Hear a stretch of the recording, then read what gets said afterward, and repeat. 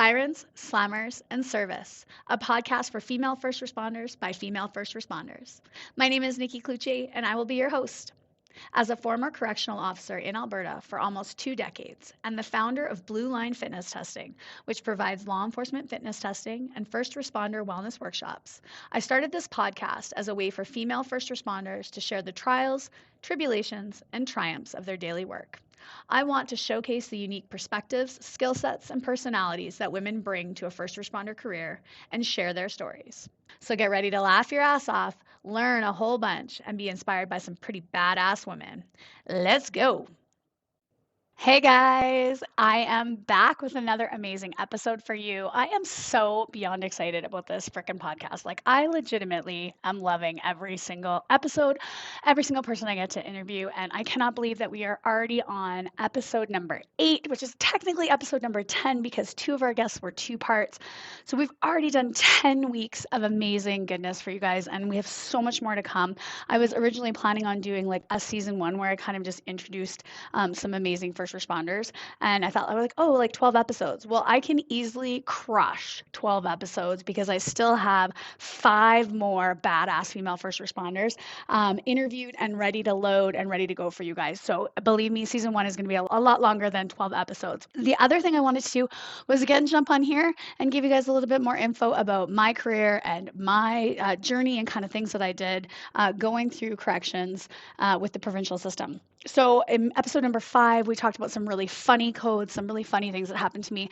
I got a lot of feedback. You guys loved it. Apparently, I need to put a disclaimer that you may pee your pants laughing on this. You probably shouldn't be driving while you're listening to it because you may have to pull over because you're laughing so hard. But this one is a little bit different. So I will put a disclaimer on this one as well. This episode is going to be codes that were pretty scary, things that happened that were pretty traumatic, things that happened that were definitely not normal in a normal day-to-day life job, and just kind of things that again formed who I was and how I responded to things and how I was able to kind of process some of the trauma that correctional officers and first responders see every day. So these will be, there will be some graphic content. There will be probably some things that make you a little bit squeamish. If you turn it off, I will totally not at all be offended if you tell me it's too much. I will know that we'll scale it back a little bit for the future episodes. But I wanted to give you, again, a real dose of what life is like as a correctional officer or as a first responder, because we see some shit and we deal with some shit, and some of the things that we see stick with us, like these codes that I'm going to talk about today. And some of them, you know, we can kind of brush off and just say, oh yeah, okay, it was just another day at work. But I'm going to jump right in. So the first code I have, or the first kind of scary situation, was again near the beginning of my career. I was working on the female unit, and I think I'd been in corrections maybe like 6 months at this time. I thought I kind of knew the girls fairly well in the unit. There was one inmate for sure that I had kind of talked to quite a bit. She was, you know, what we called a bubble bug. So they would come up to the bubble all the time and want to talk to you and just really wanted that kind of human interaction. For the most part, we have time for that, and we can kind of, you know, take our time with people like that. Sometimes not so much. But this inmate was, you know, she was fairly good. She was well spoken. She didn't bug us when she knew we didn't have the time for it. She just wanted to kind of talk to us when we had time. And I knew she'd been struggling for a little bit. She'd kind of become a little bit more private. She wasn't coming up to the bubble as much. She had gotten some bad news on the phone one day. We saw her react really poorly when she got off the phone, kind of slammed the phone down and went to her cell. And so when we were doing our rounds, the next time I was like, hey man, like, you know, what happened? You okay? And she was like, yeah, I just had a really bad phone call. They're going to take my kids away. And that is something, again, that we deal with a lot in corrections for both male and female offenders, is that, you know, while they're in custody, their kids get put into temporary guardianship orders or permanent guardianship orders, or they've already been taken away, and then visitation rights and things like that are taken from them because they're in custody. And so I knew that that was really affecting. I do feel like it affects the female inmates a little bit more. I think there is just that mom mentality. You kind of feel like you failed as a mom, obviously, if your kids get taken away. And so I knew she wasn't in the greatest headspace, but I didn't think that she was really struggling. Like, she wasn't totally withdrawn. She was still coming out of her cell. She was still, you know, eating meals with the girls, hanging out, sitting on the unit, watching TV with everybody. And so she came up and she asked, if she could take a bath. And so in the female unit at the old jail, we had 2 showers and then we had a bath. And so the showers were fairly open in that they were right as you walked in the door. When you looked to the right, there was the 2 showers. Obviously, they had a little bit of a door that they could close, but you could see their head and you could see their feet to make sure that they were okay in there. The bathtub was slightly different. So the bathtub had a full door that shut. It wasn't in its own room or anything like that, but it had a full door. And so she said, "Can I take a bath?" And I was like, "Yeah, sure, no problem." So she's, "Okay, and can I get a razor?" "Yeah, no problem," because obviously they shave. So we gave her a razor. We had a 30-minute razor policy. So after 30 minutes, if you didn't come back with your razor, then we had to go out and find it, because obviously you're probably doing something you shouldn't be doing with the razor. And it shouldn't take you 30 minutes to shave your legs or your armpits or whatever else you were shaving with said razor. And so it had been 30 minutes and we hadn't seen her. Assume she's still in the bath. And so I went out to do a round, and I kind of, I went cell to cell to cell, looped back around by the bathrooms, and I looked in the bathtub. I kind of peeked over and I opened the door, and she had slit her wrists from the wrist right up to her elbow on both arms and was bleeding out in the bathtub. And deep wounds, like definitely life-threatening wounds. So I started screaming, "Call the code, call the code." My partner came running out. We called the medical code, and she was still conscious, thankfully. And so I started yelling at her. I was like, "What the fuck are you doing? Like, why would you do this?" Like, I was so like upset with her. Like, what are you doing? Like, your life means so much more than this, like than the shittiness that you're in. And I couldn't. I honestly was so shocked that she would take this step. And so I quickly wrapped her arms up and I got her out of the bath, and we're trying to cover her up because obviously the code team is responding. She's naked, she's wet. We're trying to stop the bleeding. We've got her arms over her head. We've got towels wrapped around. And I just I just kept yelling at her, like, "I can't believe you would do this. I'm so disappointed in you. Like, what were you thinking? Like, this is so wrong. Like, I can't, your kids need you," and kind of stuff like that. And she was just kind of fading in and out, in and out, in and out of consciousness. And we ended up getting her kind of bandaged up. The ambulance was called. She went by ambulance to the hospital, and we clear the code, we do our paperwork, and the questions are asked, like, "Well, did you see anything? Like, did you know that this was going to happen?" And it was like, no, like, she was sad, but she didn't come across to us as suicidal. And so again, very, very deep cuts. Like, you could see right down to the bone on one arm, and on the other arm you could see basically all the different layers of flesh right down there. So pretty, again, first time I've ever seen a body opened up like that. It was quite shocking. Did we have a debrief? No, of course not, because back then in the day, that was just something you did. There was no debrief. There was no let's talk about this. There was just do your paperwork and get on with it. And so it was about 2 weeks later, she came back from the hospital and she was bandaged up, and she had staples all the way up from her wrist to her elbows on both arms. And she came back on the unit, and I was like, "Hey, how are you doing?" And she just stopped and she looked at me and she goes, "I'm so sorry, Miss T. I'm so sorry." And I was like, what are you talking about? What do you mean you're so sorry?" And she was like, all I heard you say was you were so disappointed in me and you were so upset that I did this, and what was I thinking?" And she's like, "I just heard that as I kept kind of drifting in and out." And she's like, "And I'm really sorry for disappointing you." And I was just totally shocked. I was just I did not think that would resonate with somebody. And she said, "I really thought about it when I was in the hospital, and I don't want to disappoint people, and I don't want to disappoint my kids. And so, this is it. I've hit rock bottom. This is it. I'm changing my life now. I'm moving on, and I'm gonna get my kids back." And I was like, "Well, awesome. I really hope that happens for you," because again, we hear this all the time. You hear it all the time from pretty much every single inmate. Yeah, yeah, yeah. I'm turning my life around. Yeah, yeah, yeah. And then 30 seconds later, they're beating somebody up, or they're stealing somebody's shit on the unit, or they're. So I was like, okay, well, I really do hope it happens for you. And so she did her, went through her court case, did her thing, got sentenced. And about 2 years later, maybe 3 years later, I was on the street and I saw her, and she was in a uniform. And I was like, "What the fuck?" And she comes up to me and she says, "Hi, Miss T, do you remember me?" And I was like, "Yeah, of course I remember you." And I won't say her name, but I said, "Yeah, what are you doing?" She's like, I'm an EMR now. I'm training to become an EMT."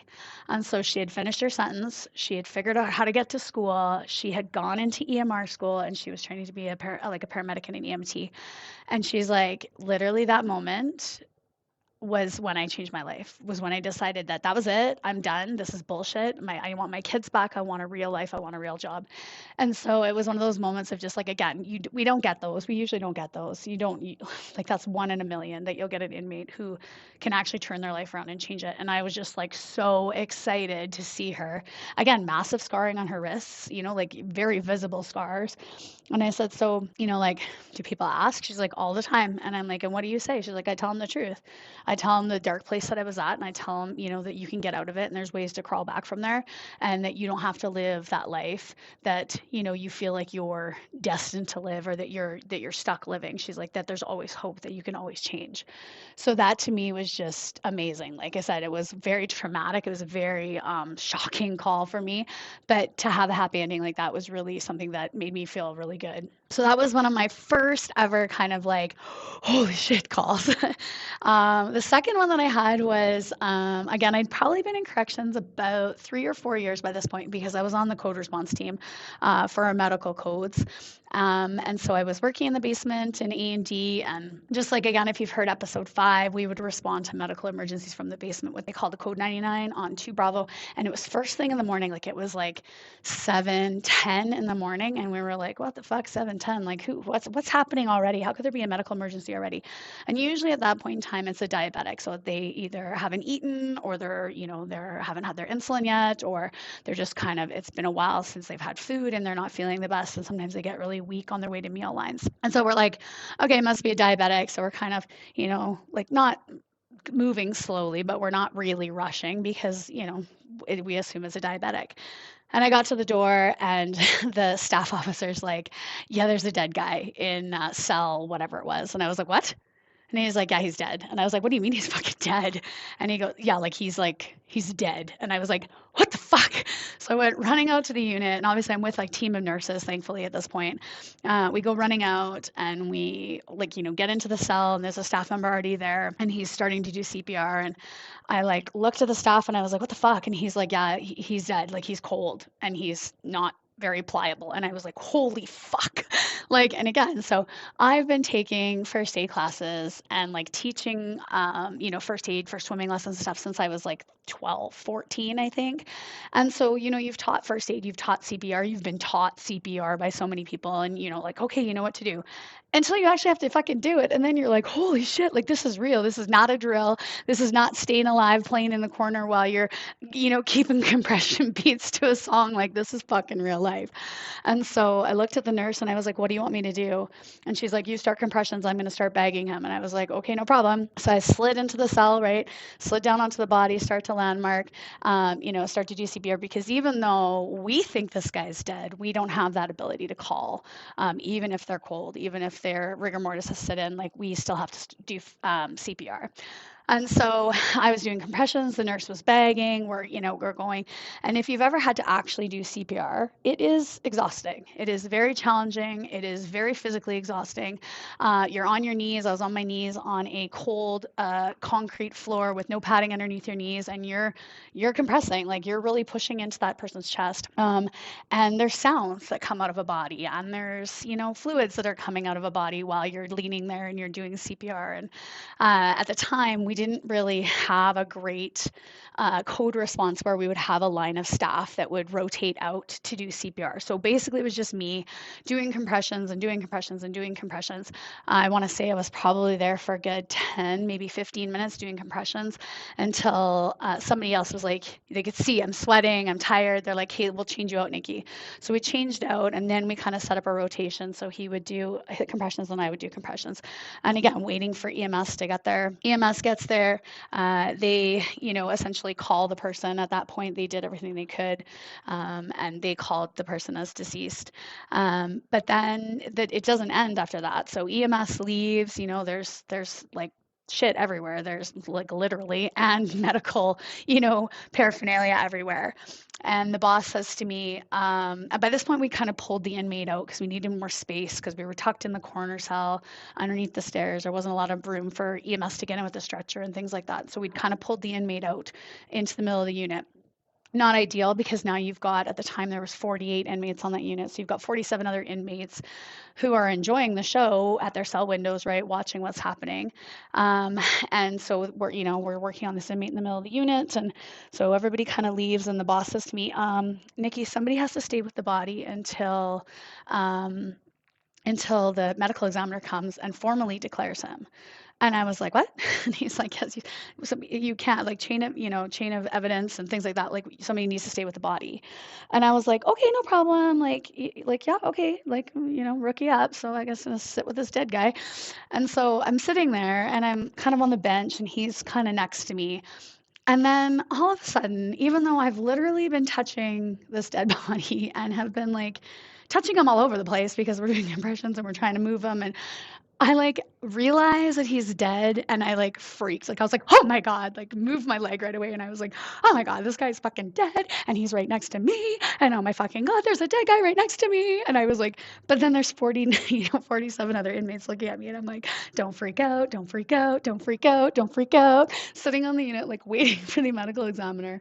Medical examiner finally shows up like an hour later. I had to sit on the unit and just like dum da dum da dum and try not to freak out. Finally shows up, declares the inmate, so we remove him from the unit, goes with the medical examiner, and off he goes. And of course, massive amounts of paperwork, massive amounts of work that we have to do when somebody dies in custody. Obviously, not ever something you want to have happen, not on your range, not on your not on your watch. So we had to, double check all the logbooks. Were the rounds all done in the evening shift? Did we see, was anybody aware? Did we see movement? Did we see breath? Because that's something we're supposed to be checking on night shifts when we're doing our rounds. Was he dead? What time did he die at? How did he die, right? Eventually, the medical examiner's report came. He overdosed. He had a balloon of drugs in his stomach that burst, and he overdosed. But we did have to do a formal investigation. And so you go into the office, and everything you're saying is audio recorded, and you're answering questions. And that was very, very scary because, again, like I had hands all over that body, right? And so they're asking you very hard questions like, how hard were you doing compressions? Are you trained? Did you have this? Like what, and it was like, oh my God, like, and you think that you've done everything right and you hope that you've done everything right, not knowing that you could not bring this person back, but you really hope you've done the right thing. And then from there, they ask like any recommendations. And at the time, this was probably about 2004, 2005, we didn't have an AED, which is an automated external defibrillator. So essentially the shocker machine, we didn't have one. And it was something that I didn't really think about until that code, but it blew my mind because shopping malls had them, swimming pools had them. Like I, as a lifeguard, was still, working casual as a lifeguard. We had like 4 in our rec center that we never freaking used, right? And here we are with the most vulnerable, most medically fragile population, with the exception of a hospital, and we didn't have an AED until EMS arrived. And so it was one of the things that I was like, yeah, we should have had one of those. Like, do I think it would have brought him back? Probably not. He was probably too far gone, but would it have maybe helped? It might have, right? And so that was one of the things that, we put forward that recommendation in hopes that we could get them. It took the Alberta government, I want to say, like another 5 years before we got AEDs, but eventually we did. So that was probably a good thing. So that was, again, another traumatic call, right? Not everybody can say that they did CPR on a dead guy when they went to work that morning. It was a little stressful. One of the other codes I had, and this was kind of, I was actually the supervisor for this one. I was supervising both the 5th and the 6th floors at the time because we used to have the supervisor that did 2 floors. And so our 6th floor was all of our kind of biggest, baddest, worst guys, usually. Ones that couldn't get along with anybody else, ones that were a danger to everybody else, ones that were just major pains in the asses and had to be kept separate from everybody else. And on the one unit, we had one white inmate who, very white supremacist, definitely tattoos, marked up, would mark his cell with, a white supremacist graffiti and things like that we were consistently, basically having him scrub off the walls and things like that. And then we had another Indigenous inmate, and a well-known Indigenous inmate, one of the gang leaders at the time. And both of them were pretty big dudes, pretty big, pretty muscular, pretty strong, had scrapped a lot in their lives. And we had heard that there was an issue between the two of them. Anytime they were out, they'd kind of beak at each other's doors and, they call racist things to each other. And just, we knew that there was an issue. We didn't realize that it was as big of an issue as we thought it was going to be. Because obviously they're only out single cell at a time. So 23-hour lockup, they get out for half an hour on the day shift. They get out for half an hour on the afternoon shift for their exercise and their shower and things like that. Never to mix, never to come out at the same time. Very cautious when you're removing one inmate to take him out for visits. You lock the other ones up before that one can come out, things like that. And so we had heard, oh, they're going to scrap. If they get a chance, they're going to scrap. And we were like, yeah, well, we kind of figured that. We can see that. And we think to ourselves, okay, well, we're managing this. There's no issue. They're never going to come out, at the same time.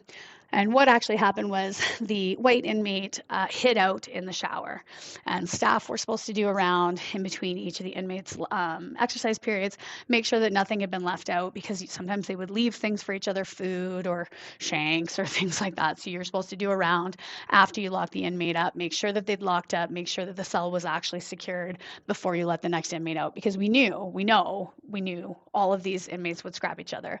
And so the officer did not do that, and the white inmate hid out in the shower. And the Indigenous inmate was let out, and instantly the white inmate came from the shower with a shank and tried to stab the Indigenous inmate. And so they're fighting. It's a massive, there's blood everywhere. There's the one inmate bit the other inmate's ear, bit part of the inmate's ear off. There's blood, it's a bloodbath out there. And so they call the code. And of course, I come running up as a supervisor, and we're in the bubble, and we can't go in. There's weapons. So we won't go in if there's weapons, because obviously that's a danger to ourselves. And so we're giving direction. We've called up our tactical team. At the time, I don't know if I was still on the team or not, but as a supervisor, obviously I'm not going in as part of the team. So we're calling the TAC team, calling an extraction team up, we got to go. These guys are still fighting. There's blood everywhere. We can see the weapon. And then the Indigenous inmate gets the upper hand and basically beats the ever-loving piss out of this white guy. Beats his ass so badly. And in the bubble, we're kind of like, wow, that didn't really turn out so well for the white guy who thought he'd get the jump on the Indigenous guy, because now he's just getting his ass handed to him. Eventually, TAC arrives. We are able to separate them. We pull them apart, get them off the unit, get them seen by medical. And the Indigenous inmate, he was actually quite a funny guy. He was like, well, that didn't fucking go how we planned, did it? And I was like, okay, man, enough, because he's beaking at the white guy, because the white guy's cuffed next to him. And the white guy's like, no, it did not go as planned. And so then we're trying not to laugh, because it's kind of true, but there's blood everywhere, right? So again, really one of those things, not every day that you see people stab each other, and not every day that you see them jump each other and beat each other into a pulp, facial orbital bones broken, lots of, again, bruising, contusions, your face is not looking like a face anymore, right? So that was something that was really kind of like a shocker. And again, as a supervisor in a different role, right, then having to go back and be like, what the fuck happened, you guys? How did those two get out on the same fucking unit? Oh my God, and trying to follow up with that. So, and again, just the fact that a shank was involved. So then looking at what did they make the shank out of? Well, he had managed to get a piece of the light frame and had kind of bent it off and then covered it up with toothpaste and then had sharpened it up on the floor. So when we did a cell search and we started looking, we found the sharpening marks, and we found where they had kind of been able to kind of sharpen it while we didn't notice or while we didn't hear. And so again, just kind of one of those things that reawakens you. That could have been a staff member, that could have been one of us, that could have been somebody could have been taken hostage, they could have been stabbed by this thing. So again, one of those things where you're starting to go, whew, okay, let's reevaluate, let's be a little bit more cautious, because that's the one thing that does happen in corrections, is you get a little complacent sometimes. You're doing the same thing day to day, every single day, with usually the same group of inmates for most of the day, right? You I say trust with big quotation marks, but you start to know like who you can kind of trust as an inmate, who will tell you things, who won't tell you things, who you can let out, who you can give a little bit of leeway with, who you need to be super strict with.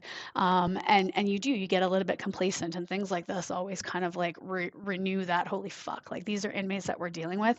We can never become complacent. We can never become, laissez-faire about things. We've always got to keep our head on a swivel. We've always got to be ready for anything that can happen, because it can, and it will happen. So again, one of those things. One of the scariest things that actually ever personally happened to me was a code. Again, I was a supervisor.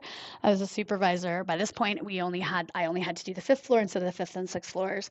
I think I've been a supervisor for almost 2 years at this point. And on the 5th floor, our office was next to the female units. And then you would go through kind of a double sally port door. So only one door can open, then you go in, you're locked in the vestibule, and then the next door can open, and then you go to the other side. On the other side, we had our male mental health kind of inmates. I've talked about a code on that unit on episode 5. And then we had our disciplinary segregation units, our inmates on the other side, so 5 Delta. And on that unit, sometimes if there wasn't a ton of disciplinary guys, we would put administrative segregation guys there. So guys that again couldn't be there because had to be there because they couldn't be anywhere else. They can't get along. They're just an absolute administrative nightmare. Lots of high profile special precautions, things like that. High media attention would go there. And so we had a guy, and I won't say his name, but he was literally the size of the guy from the Green Mile. So that giant black inmate that's in the Green Mile. This guy was honestly about that size. A massive inmate. We couldn't cuff him. We always had to use leg irons to cuff him instead of using handcuffs, because his arms wouldn't go behind his back, or we would have to double the cuffs up so we can make it long enough. Very volatile, very angry, hated everybody, hated every con, hated every staff. And him and I had a couple of conversations, and I always kind of approached it again like a mom, like, hey man, like, I'm not here to fucking be your mom. I'm not here to take care of your ass, but like, these are the rules and regs, and this is what you got to do. And he had generally a okay rapport with me, and that I think that he thought I was fair, and I was never really picking on him or harping on him or anything like that. We also had 2 other inmates on the unit who were massive gangbangers, had run a lot of shit through the jail. We're trying to run drugs through the jail. We're trying to, put out hits for other inmates in the jail on this unit. And then we had a couple hideouts. So a couple inmates that were, thought they were hard, thought they were cool, but really weren't. And if they'd gotten out with anybody else, they would have gotten their asses beaten. So they were kind of there in protection, but refused to go protective custody, because if you go PC once, then you're never coming back. Once you're labeled a PC or a Skinner, that's it. You'll never be able to come into general pop again, because you'll get your ass handed to you. And so it was count time, and so we used to have a thing called a voice call. I've talked about this again. It's just like, it was an intercom system that went onto the units, and so it's count, and normally the units would call me and tell me what their count was, and so I'm not getting any calls from 5 Charlie Delta. I'm like, well, that's really weird. Like, those guys are usually on it, because the other thing is, for daytime at 11 o'clock, it's count time, but it's also lunchtime, and so most guys are calling me right like 10:58. They have their count because they want to be gone by 11 to make sure they get their full lunch break. And so the fact that they hadn't called, I was like, oh, that's kind of strange. Got the count from the girls' side. I'm inputting it. And then I called over on the phone over to 5 Charlie. Ring, ring, ring, ring, ring, ring, ring. Nobody answers. I'm like, oh, okay, well, he must be over on 5 Delta watching the 5 Delta officer do his count, because you don't leave and not watch your officer to go get the phone. You just let the phone ring. So I'm like, okay. So I call 5 Delta. Ring, ring, ring, ring, ring, ring, ring. Nobody's answering. I'm like, okay, that's really fucking weird. Like, there should be somebody in the bubble that's answering, right? It shouldn't go ringing on both sides with nobody answering. So then I voice call 5 Charlie. I'm like, what's happening? Nobody's answering on 5 Charlie. I can kind of hear some noise in the background, but I can't really hear anything. And lots of times you kind of have ambient noise in the background anyways. You can hear inmates kind of talking, or you'll hear the TV in the background that's on the unit. So I'm like, okay. So then I voice call over onto 5D. And I hear scuffling, and I'm like, oh fuck, something is very, very wrong, because somebody should be in that bubble. Somebody should be there. A staff member should be there. At no point should there be no staff in that bubble. And so I went running out of the office. I grabbed the Mark 9, so that's the bigger OC spray. It's the one that's about kind of like a bear spray can, but probably a little bit bigger. I grab the Mark 9, I go running, and as I'm running across, there was a female staff that was going for lunch, and then there was a male staff that was coming down. And so as the elevator opened up, the female was going to get on. This male staff I was like, no, both of you need to come with me now. Come with me now. Something's going down. So they kind of look and they're like, what? I was like, fucking come with me now. So then I think they realize like, oh, fuck. They see the Mark 9 in my hand. So we go across, and I didn't call a code at this point because I didn't want to call a code in case it wasn't something, right? I just wanted to be prepared. So I've got 2 extra staff. I feel like I'm prepared for what I'm going to see when I open the door. I get to the door, I open the door, and I kind of go running onto the unit with, these 2 staff behind me. And as soon as I open the door, the first thing I fucking see is that there's 4 inmates out on this unit where there should at max be 2 inmates and they should be cellmates. So there's 4 inmates out. I see 1 officer in the corner wrestling with an inmate. I see another officer in the other corner wrestling with another inmate. And then I see another inmate kind of fucking around in the middle. And so I'm like, oh my God. So I don't know why I did this. I think I did this because when you're like trying to be aggressive, you got to make yourself as big as possible.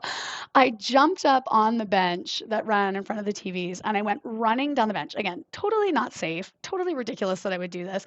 And I was running at this inmate and I was screaming, holding this Mark 9, lock the fuck up, get in your fucking cell, lock the fuck up.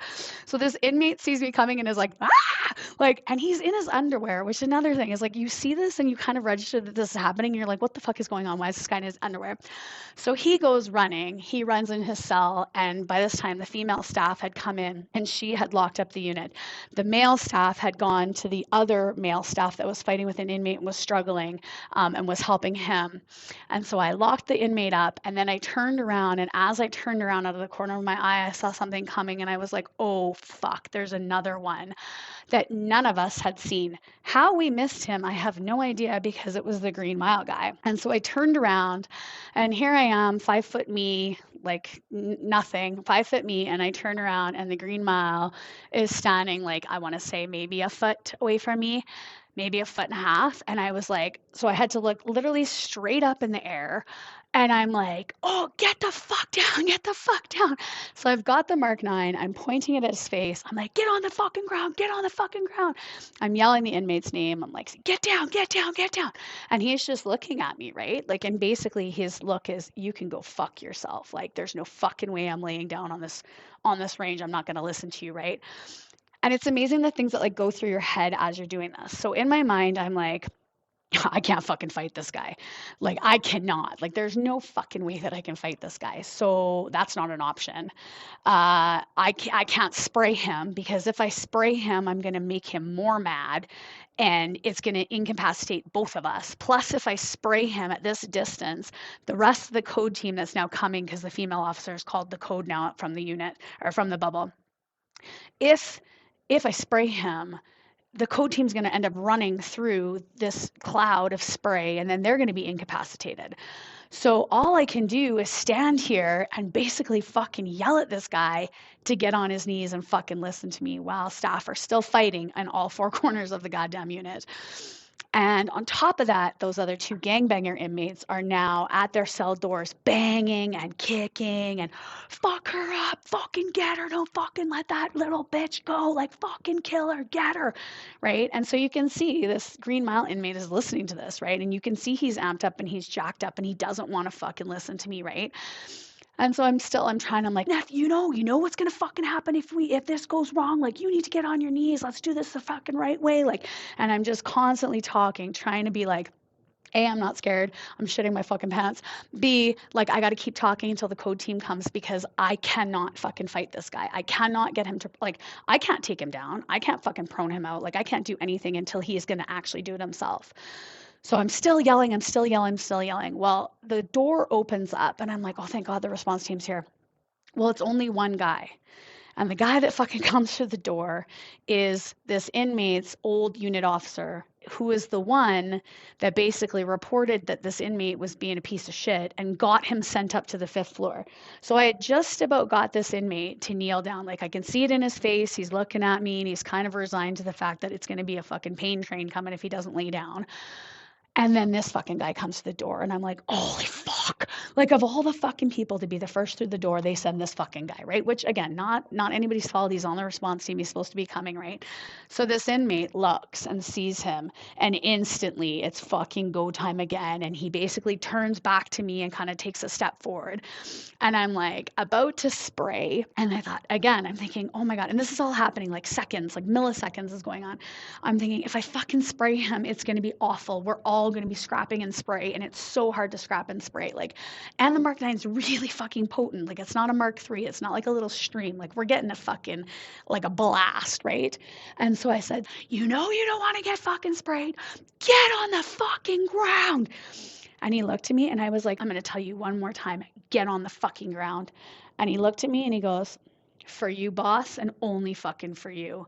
And then he kneeled down, laid down, put his hands behind his back. And so basically we grabbed his arms, you know, ended up putting the leg irons on. The rest of the response team comes.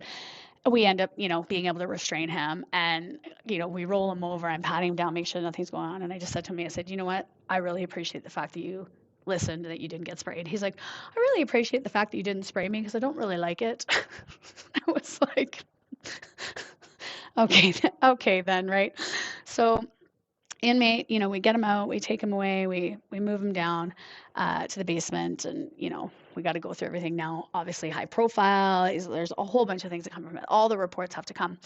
And it wasn't until after, like I went back to my office. And so I've got to do, not only do I have to do my report for what I saw and what I did, but I have to do a report for all the other shit that was going down at the same time, right? 3 other fights, 3 other staff. Are they injured? Are they hurt, right? Is everybody okay? Are the inmates hurt? How the fuck were all of these fucking inmates out at the same time? Who popped a door when they shouldn't have popped a door? Like there was just so much to do, right? That I didn't really have any time to actually process kind of like what had actually happened until the end of the day. And so I was getting ready to leave and I went down to the change room and I was changing and then I sat down on the bench and I just started shaking and I was like, oh my fucking God. Like that was actually like I could have actually not gone home to my family today. Like if he had chosen to not listen to me, if he had chosen to attack me, if he had chosen to fucking grab me and take me hostage, if he had chosen to rape me, if he had chosen to whatever, right? He could have easily done that. And there would have been nothing I could have done. And that realization, you know, most of the time, like, I think I'm a pretty tough person. I think I'm a pretty tough girl. I could probably go toe to toe with a lot of guys and kind of hold my own. But there's no fucking way I was holding my own against this guy. And so that, again, that realization of that vulnerability, that realization of the fact that, like, you almost didn't go home to your babies today. Holy fuck. You did not expect that when you got up this morning. You did not expect that, you know, you would be in a situation where that might happen. Now, should I have expected that? Yes. Should I have been prepared for that? Yes, because every single fucking day that we go into that jail, that could happen to us. Every single fucking inmate that you get into, you know, an altercation with, or that you end up having, you know, you're responding to something with these inmates, that could happen to you at any single fucking point in time. But again, that realization when it finally hit me, and then second guessing all of my decisions, second guessing myself, being like, I should have sprayed him. Should I have sprayed him? I don't know if I should have sprayed him. You know, calling a couple friends, calling, you know, one of the guys from the training academy and being like, hey, like this just fucking went down. Like, did I make the right decision? Because I don't know if I did. Did I make the right decision? And, you know, trying to talk it through with people and trying to figure out, you know, did I make the right call? Was it the safest way? I didn't get hurt. He didn't get hurt. The other staff were okay. The response team didn't get hurt because they weren't coming into a fucking insane guy who'd been sprayed. You know, do I think I made the right call? In hindsight, yes, now I do. But at the time, you know, really questioning myself. We're given spray for a reason. You know, spray is one of our tools to essentially de-escalate or mitigate, you know, a problem that we're having. And I didn't use it. And so, you know, that question of like, should I just have sprayed him?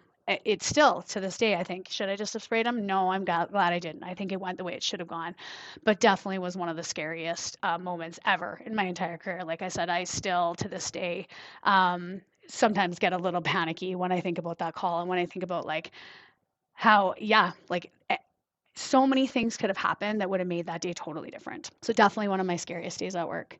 Another scary one that I had was working in the basement. We were feeding the inmates. Again, it was first thing in the morning. It's like they like to wait until it's first thing in the morning to really just send it home for us. And we had two kind of warring gangs in tanks across from each other. So one tank was going out to a certain courthouse and another tank was going out to another courthouse. And we were kind of pushing the meal cart through and feeding both sides. So usually we'd feed a whole entire tank and then we'd, close the door and then we'd turn and we'd feed the other tank. And so I was at my side, not near the tanks. The boys were in the back feeding. And all of a sudden I hear like fucking hell breaking loose behind the wall and the guys screaming, call a code, call a code, call a code. And I'm going, what fucking code? Like, is it a medical code? Is somebody fucking hung themselves? Is it a scrap? What is happening? Well, what had happened was the inmates from the one tank had put a piece of gum wrapper in the door lock so that it didn't fully latch, but made it look like it was latched. And the staff had gone over to the next tank and had opened the tank door and were feeding.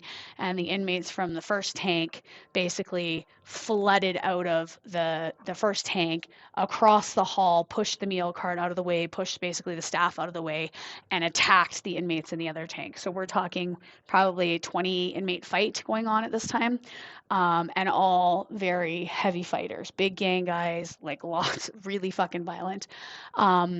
Luckily, I don't know how, but there wasn't any shanks involved in this one. It was just fists, but there was fucking blood everywhere. There was guys crawling out of the tanks, like after getting just absolutely shit canned. The officers were emptying as much gas into the tanks as they can to try and get these guys to stop, right? But again, 20 inmates fighting. I think we had maybe 4, maybe 5 staff, right? We are massively outnumbered. We're calling the code, but of course, everybody's just getting to their staff stations. They barely know what's happening. Then the code's going central, scrambling to get elevators to get them down to the basement. Like I said, all hell is breaking loose. And I'm just running up and grabbing inmates and fucking dragging them across the floor and basically throwing them into tanks to try and get them separated, to try and get them out of the way so that the other staff could start to pull out the guys that were really injured, who had been basically like curb stomped in the tanks and were bleeding out, to get to them, and trying to get these guys out of the way. And it was like, again, it was chaos. It was mass fucking chaos. There was blood everywhere. There was bone fragments. It was a mess. And just again, that like 0 to 1,000 fucking % is what you do when you work at the jail, because you never know when it's going to erupt. Again, from that, getting the inmates separated, trying to figure out who was who and what tank they were supposed to be in. And then you also still have to have them ready to go in 15 minutes when the sheriffs show up, because they all got to go to court. But meanwhile, they're fucking bloody, they're like bruised, they're missing teeth, they've got black eyes, their fucking head has been kicked in and they're on their way to the hospital. Like, massive insanity. And you're still trying to then run the rest of the jail and be like, okay, carry on, it's count time, everybody. And meanwhile, we have fucking chaos going on in the basement, right? So again, like very chaotic, very crazy things. And that basically is working in a jail. That's a first responder career, as you go from the mundane, the day-to-day, the complacent, the boring tasks, to fucking insanity in, like I said, 0.2 seconds. So again, just a taste of what you get to kind of see and hear and be part of when you work in a jail. Again, lots of scary things, lots of blood, lots of bodily fluids, things like that. And it is dangerous. It is really dangerous. So as fun as I love to make these podcast episodes, and as fun and, and funny as I like to try to share other people's stories, the reality is that you are going to see some shit in this job and in any first responder career. And you are going to be exposed to danger, and you are going to be exposed to things that are going to scare the fucking piss out of you and give you nightmares and cause you to, relive things, cause you to react in certain manners to certain things. If you've ever been out with a first responder, you know that we won't sit with our back to the door, that we always want to be facing where the exits are, that we will always have our head on a swivel. We observe things so much faster than anybody else. And that's just because that's a survival fucking mechanism. If you can't fucking pick out in the room who's going to be a danger the second you walk in there, then you're fucked, right? Then you're fucked. So if you've ever been out with us, if you've ever gone for drinks with us, or you've ever gone for supper with us, if we stop listening to you halfway through the conversation and our eyes are looking somewhere else, or we look like we're listening to you, but our head is kind of tilted to the side, or we are looking at something else, but kind of still following the conversation, that's what we're doing. We're scanning the room, we're observing what's happening, we're taking in what's going on, and we're noting who the dangerous people are and who could be a potential victim, who could be a potential ally, where the safe points are, right? If this guy starts to fight with this guy, can we get, our friend or our kids or our family members out the door by pushing them this way? Can we hide underneath the table? Can we, we're thinking about all this shit at the same time as you're telling us, what you did for breakfast that day. So if we look distracted, if we look like we're not paying attention to you, we promise you that we are. We're also just scanning and observing the whole entire fucking time. It is exhausting. It is something that still doesn't go away. I've been out of corrections for 3 years now, and I still do it. Not to as great of an extent, I will say. I've been able to kind of decrease that hypervigilance and be more kind of normal, if you want to call that, if you want to call me fucking normal, more normal in my reactions. But I definitely still see things. My kids will say, they can instantly feel me shift and feel my body language change. And my oldest is the most kind of attuned to it. And she'll say, Mommy, is that a bad guy? Mommy, is that an inmate? And I'll be like, yeah, because you see them everywhere, right? You see them in the mall, you see them at the gas station, see them in the stores, where you see, right? Mommy, is that a bad guy? Yep. And they just instinctively know now, my girls know to go on the other side. So go on the other side of my body so that it's me between them and whoever it is. Do I think they're going to be attacked? No. Have I built up a rapport with inmates that I hope would carry over into the street so that if they did see me, they would just fucking put their head down and look the other way and ignore me? Yes. But do I trust that? No. And will I always 1000% make sure that they are safe? Absolutely. So that, my friends, wraps up episode number 8. I hope, again, that you take something away from this episode, besides just being gored out and creeped out and thinking, what the fuck? But I also hope, again, you take away a little bit of empathy and a little bit of compassion for your first responder friends. And just know that, what we do is really fucking tough. And what we see is really fucking tough. And sometimes all we need is somebody to just listen without questioning, without judging, and just let us get it off our chests, and just to be there for us. So I hope you have a great day. Take care of yourselves.